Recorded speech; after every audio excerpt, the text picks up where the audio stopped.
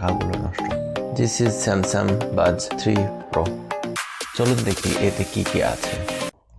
চলুন আনবক্স করে দেখি ভেতরে কি আছে।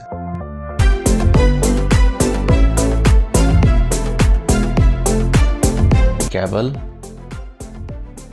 মেনু বক্স,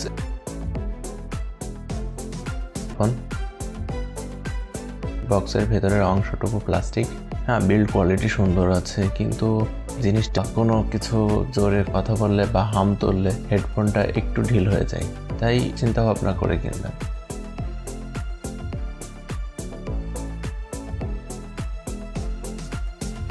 এখানে স্যামসাংয়ের লোগো দেওয়া আছে ভেতরে।